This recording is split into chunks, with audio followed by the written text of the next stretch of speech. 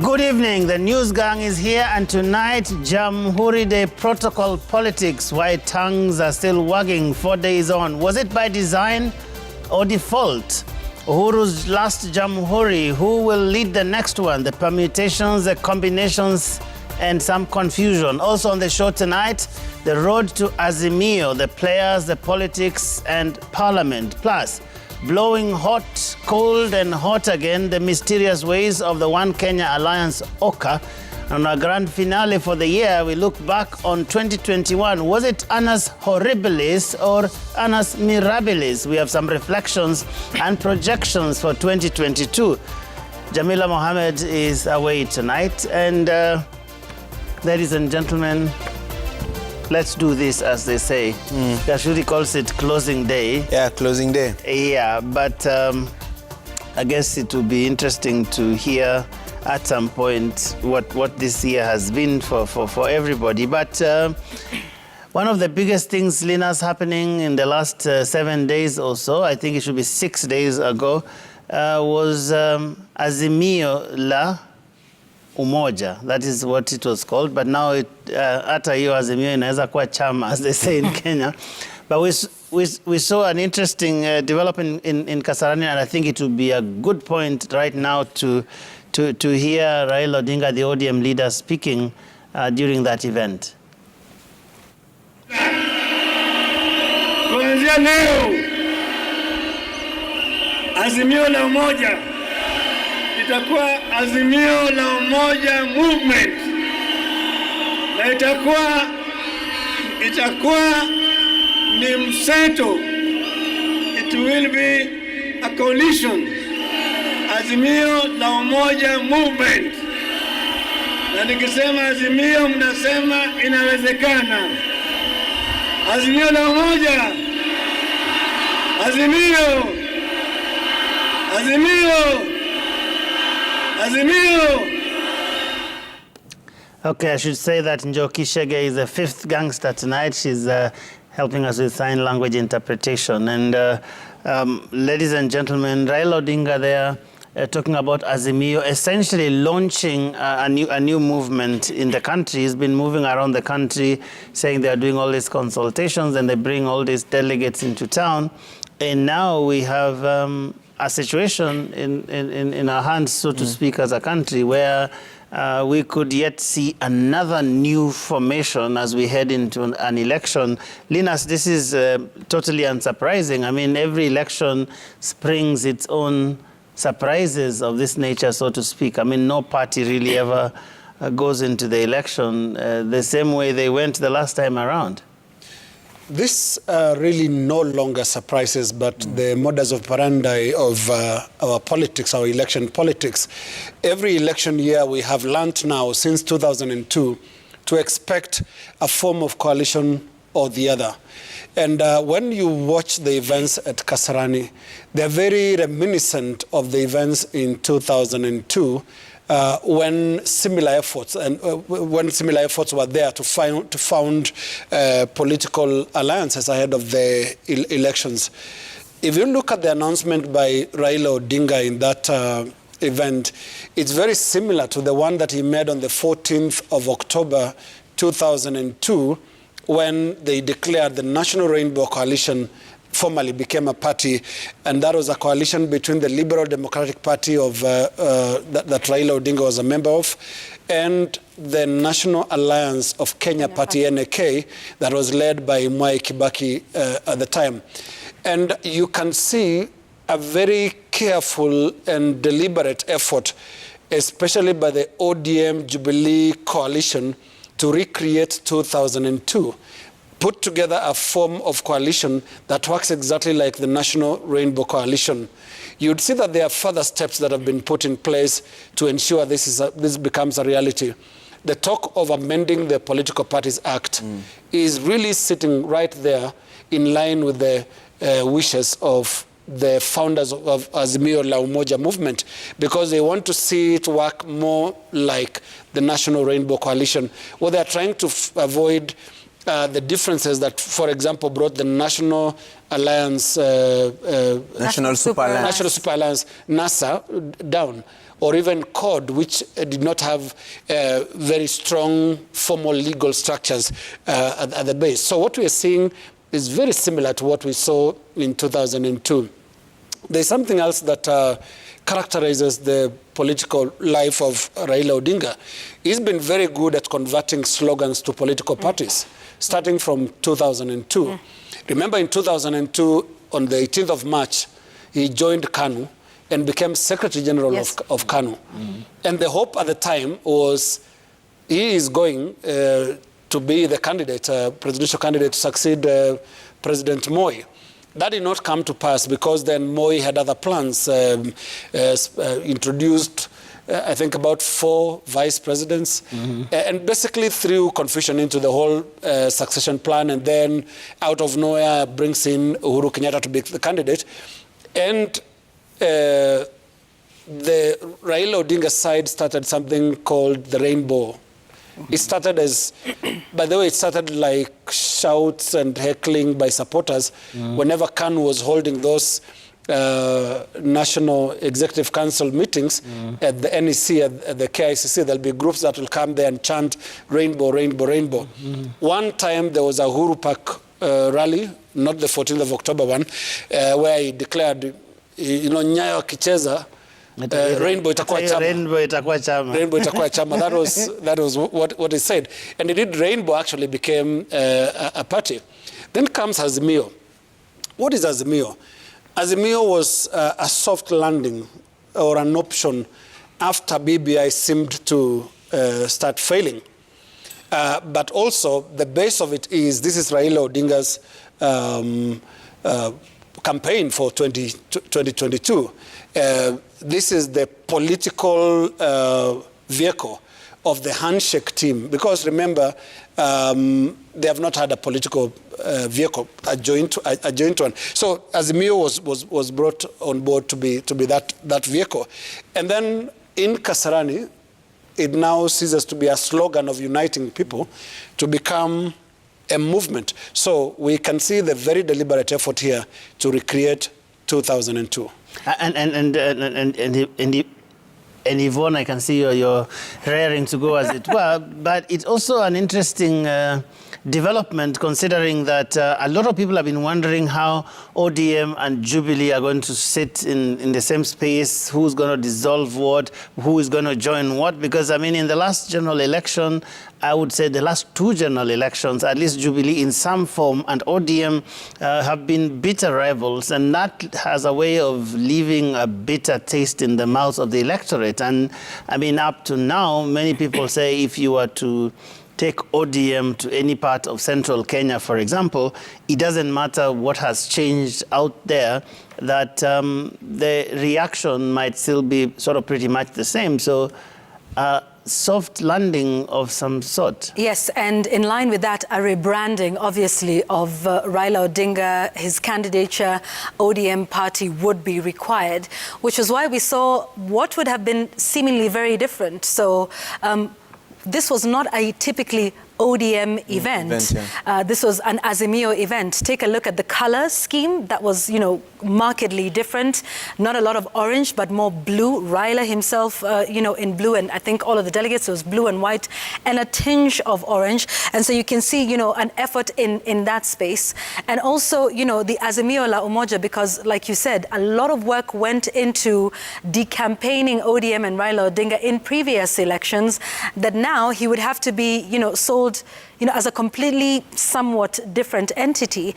And I believe the Vice Chair, David Morathe of Jubilee Party, said as much, saying that, you know, in the previous election, we spent some time, I don't know if we have that soundbite, we could listen to Munya, Morathe, and Macau at the Azimio launch. And, you know, Morathe just talking about how they said quite a bit of things against Raila, and that they would now be the same ones making it their job to now go and make it right. Let's listen to that. Sisi katika serikali tumekuja kwa wingi.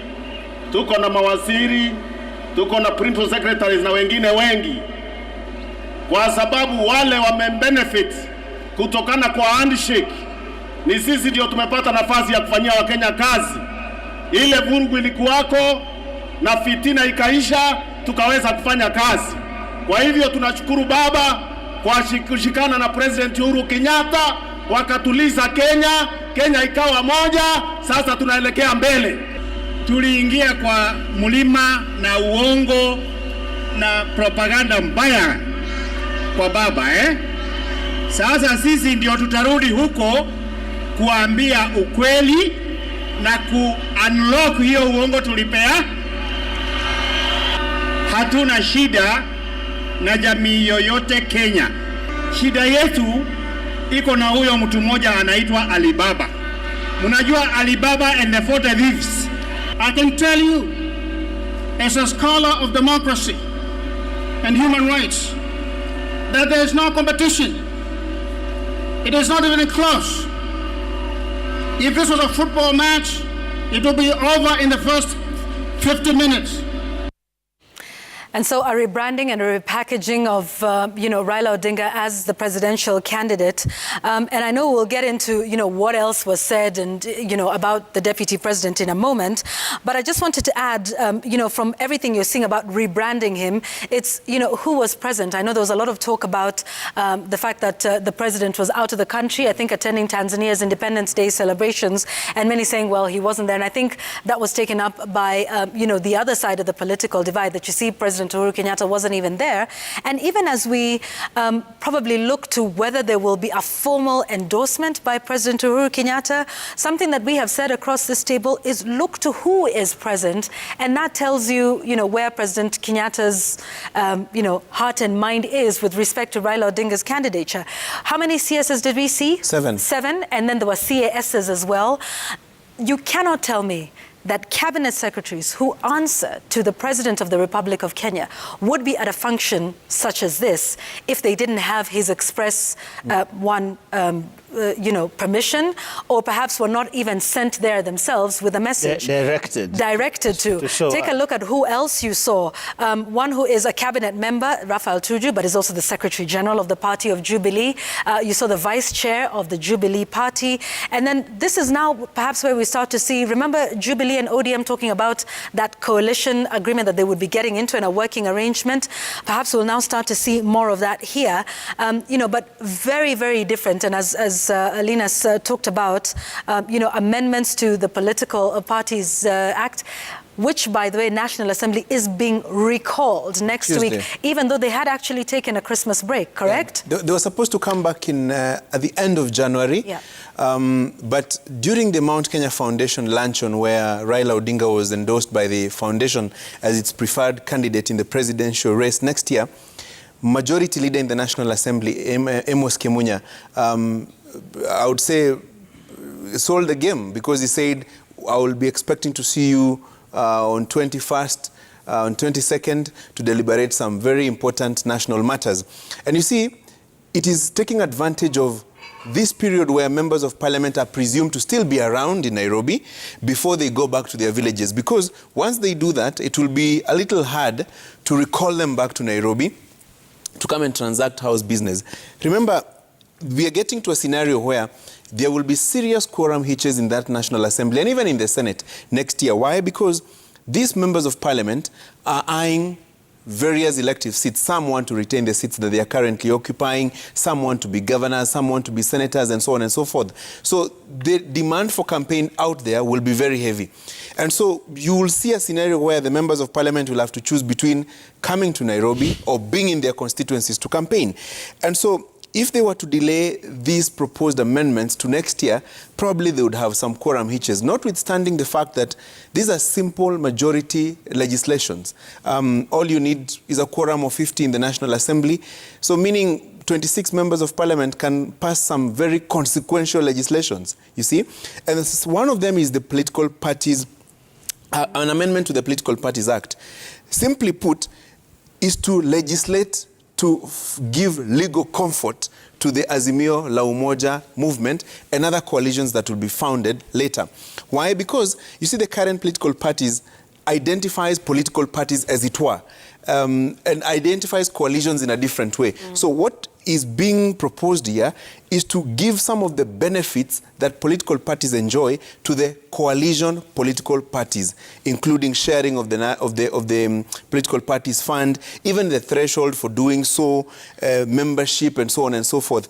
And I would think all these are legislations meant to give that legal cushion to the Azimio la Umoja and also just a bit of insurance. I mean, we've seen lots of problems with coalitions. For example, in this last one, NASA, the biggest quarrel we've seen there is, you know, for example, Wiper and ANC complaining that ODM ran away with the entire thing, and yet they were in a coalition. So there's a sense in which I think people are very jittery about getting into coalitions because you don't know who the majority party within that coalition is going to be and what they're going to do. So this amendment sounds to me quite interesting because it's meant in a way to give everybody comfort that let's go in. It is all written down. It's all in black and white, and therefore you don't have to worry if it's about the money. We will actually, we have a formula how we're going to deal with it.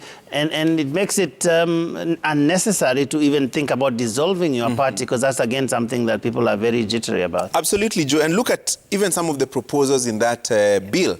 For example, 75% of the resources will be shared based on the total number of votes garnered by the coalition in the general election. You're talking about votes right from the MCA seat to the presidential. So therein, no party can purport to have contributed more than the other. They can argue that we were in the race together, we campaigned together, so we have an equal, you know, an equal share of the resources.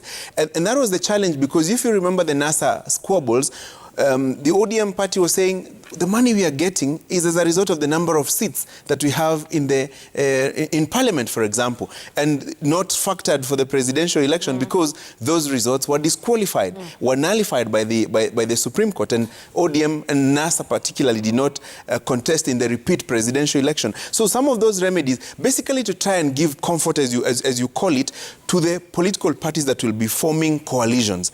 And also, closely related to that, look at some of the political parties that have been coming up, including the one that was launched at the Bomas of Kenya the other day for associated with Eugene Wamalwa, the CS for Defense. And probably we are going to see quite a number of, I would say, small political parties being unleashed, being unveiled, to try and fit into that coalition narrative, to try and, you know, spread their wings across the country and try and get as many votes as possible. This obviously is the direct opposite of what Deputy President William Ruto has been saying. Form one major political parties, one major political party, one national political party that will give comfort to all regions. But there are some reminders that, hey, remember what happened to Jubilee? So some political parties are holding back and say, if you were to go into an arrangement, let everybody come with their vehicle into the big vehicle. And that is an interesting thing, Linus, because then the DP, in light of all these developments, will find himself in an interesting place where either he has to eat his words and actually form some coalitions with some people. I mean, already he's wooing Musalia Mudavadi, Moses Wetangula, and there's a big question whether he actually wants them to abandon their parties and join UDA, which is interesting. So there's a sense in which either he'll have to eat his words and do that, or just say, you know what, this is my route, and you either with me or you stay where you are, because every single day he talks about this idea of having one big national party and creating this contrast that mine is the national party, the rest basically are just a tribal conglomeration of ethnic parties trying to come together to champion an agenda which is not exactly national. You see, the one tragedy about our country is we think we can legislate our way to political maturity. We can't. Some of these things are soft issues. You don't have to write them, everything in the law. Because what you're watching right now, where even the political parties act will be amended, there are proposals from time to time to amend the constitution. A lot of our problems in the political party scene are actually discipline related. Just simple party discipline that you cannot legislate to the last thing, like to the dot. Some of these things are about also the behavior of the party members, the behavior of the party leaders that lead those parties. Some of these things are not about the written text, which is why I don't know how many Kenyans would look at the amendment of the Political Parties Act as going to significantly change anything in the political party scene, whether it will be a more disciplined political environment with few complications in terms of relations between one political leader with another, or one political party with another. A lot of these things are actually just soft issues about the absence of discipline. Party politics, like we've said countless times on this desk, is also hard work. It's a lot of work. It requires discipline. It requires restraint. It requires one person to decide that he's going to be a follower of the other and wait out your time and replace the leader when that time comes. We've not had that in parties since KANU. Since KANU. We don't have leaders waiting to be in the queue to become leaders of their parties. What we now see is when you're unhappy, form your own party. That's why you find parties that, if you look at the tree, the family tree of a particular party, you'll be amazed by the number of siblings that just came out of one political party. I am not hoping for answers in the amendment of the Political Parties Act. Whether the act is amended or not, rest assured there'll be wrangles in the next government. Whether it's a UDA, Jubilee coalition, ODM, UDA coalition, whatever it is, there'll be wrangles there because our politics are personality centered, not institution driven. I mean, look at the situation in Germany just the other day. They had an election that really was inconclusive, and then it forced parties to enter into coalition talks, a very mature process that delayed the handover for quite some time, for several weeks, before Angela Merkel actually handed over power to the next chancellor. It is a very disciplined and very taxing process, the kind of hard work that our political landscape is not used to since the days of KANU. So let the act be amended. It could cause some comfort, especially just for whether it's for Azimio to cross the election date and time, but there'll be wrangles after that because our political party landscape is not a very disciplined one. Yeah, I just wanted to yes, just quickly about the laws and whether that is the cure. Contrary to popular belief, between NASA, it wasn't so much a gentleman's agreement. They actually had it properly detailed out in the coalition agreement that they actually, registered with the Registrar of Political Parties. And it went on to even, talk about how the money would be spent between the two, saying all votes accruing to the presidency shall be shared amongst the coalition parties. And the sharing formula will take into account the coalition parties' contribution to the coalition strength in Parliament. They did have detailed guidelines and procedures for sharing of the funds within the National Super Alliance coalition.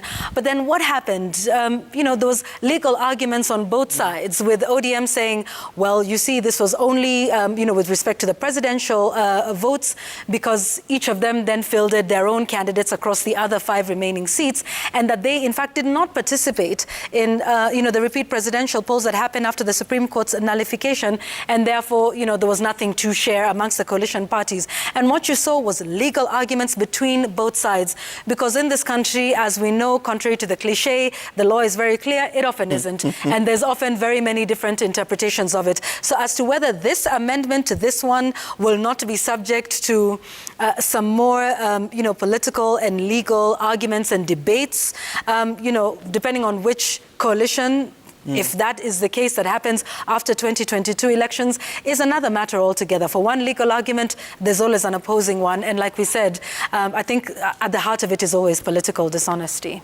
Great. All right, so let's take that break. We'll be right back with more, including some discussion on that Jamhuri protocol politics.